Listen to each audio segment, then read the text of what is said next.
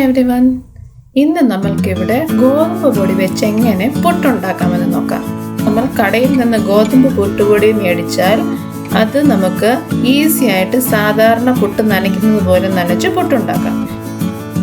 എന്നാൽ ഇന്ന് ഞാനിവിടെ സാധാരണ ഗോതമ്പ് പൊടി, അതായത് നമ്മൾ ചപ്പാത്തിയൊക്കെ ഉണ്ടാക്കുവാൻ ഉപയോഗിക്കുന്ന ആട്ടയാണ് പുട്ടുണ്ടാക്കാൻ എടുത്തിരിക്കുന്നത്.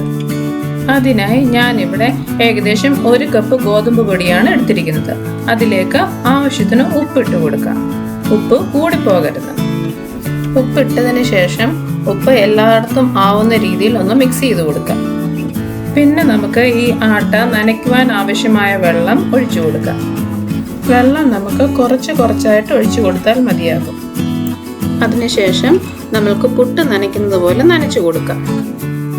പൊടി എല്ലായിടത്തും നനഞ്ഞിട്ടുണ്ടാവണം.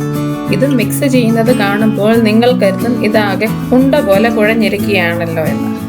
എന്നാൽ നമ്മളിത് ശരിയാക്കാൻ വേണ്ടി ഒരു ടിപ്പ് പറയാം. ഈ നനച്ചു വെച്ചിരിക്കുന്ന ഗോതമ്പ് പൊടി നമുക്ക് മിക്സിയിലോ ചോപ്പറിലോ ഇട്ട് കുറച്ച്, അതായത് 1 ടേബിൾ സ്പൂണോ മറ്റോ ഗോതമ്പ് പൊടിയും കൂടെ ചേർത്ത് ഒന്ന് പൾസ് ചെയ്തെടുക്കാം. നനവ് കൂടുതലാണെന്ന് തോന്നിയാൽ ഗോതമ്പ് പൊടിയുടെ അളവും കൂട്ടണം. ഒത്തിരി നേരം ഗ്രൈൻഡ് ചെയ്യേണ്ട ആവശ്യമില്ല. ജസ്റ്റ് ഒന്ന് പൾസ് ചെയ്ത് കൊടുത്താൽ മതി. ഇപ്പോഴും കുറച്ച് കട്ടയായി കിടക്കുന്നത് കാണാം. അതിനാൽ നമുക്ക് കുറച്ച് ഗോതമ്പ് പൊടിയും കൂടി ചേർത്ത് ഒന്ന് പൾസ് ചെയ്തെടുക്കാം. ഞാനിവിടെ ചോപ്പറിലിട്ടാണ് ചെയ്തിരിക്കുന്നത്. സാധാരണ മിക്സിയിലിട്ടാൽ ഇതിലും സോഫ്റ്റായി പൊടിഞ്ഞു കിട്ടും. അങ്ങനെ സാധാരണ പുട്ട് നനയ്ക്കുന്ന കൺസിസ്റ്റൻസിയിൽ മാവ് ആയിട്ടുണ്ട്. ഇതൊന്ന് തൊട്ട് നോക്കി പൊടി എല്ലായിടത്തും നനഞ്ഞിട്ടുണ്ടോ എന്ന് ഉറപ്പ് വരുത്താം. ശരിക്കും നനഞ്ഞിട്ടില്ലെങ്കിൽ പുട്ട് ഡ്രൈ ആയി പോകും. ഇനി നമുക്ക് പുട്ട് ആവിക്ക് വെക്കുന്നതിന് വേണ്ടി ആദ്യമേ വെള്ളം തിളയ്ക്കാൻ വെക്കാം. ഞാനിവിടെ പ്രഷർ കുക്കറിന്റെ മുകളിൽ ആണ് പുട്ട് ആവി കയറ്റുന്നത്. പുട്ടുകുറ്റിക്ക് പകരം ചിരട്ടയാണ് ഉപയോഗിക്കുന്നത്, അതായത് നമ്മുടെ നാടൻ ചിരട്ടപ്പുട്ട്.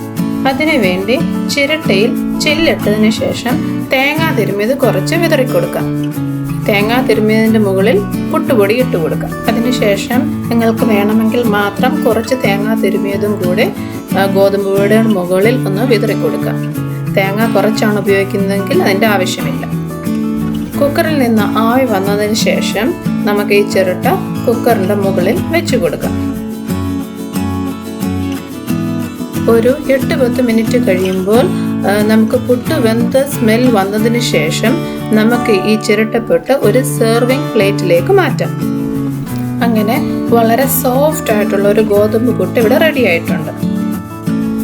നമ്മൾ പലപ്പോഴും ബ്രേക്ക്ഫാസ്റ്റ് എന്തുണ്ടാക്കണമെന്നുള്ള കൺഫ്യൂഷനിലിരിക്കുമ്പോൾ ഗോതമ്പ് പൊടി ഉണ്ടെങ്കിൽ നമുക്ക് വളരെ ഈസി ആയിട്ട് ഈ ഗോതമ്പ് പുട്ട് തയ്യാറാക്കാവുന്നതാണ്.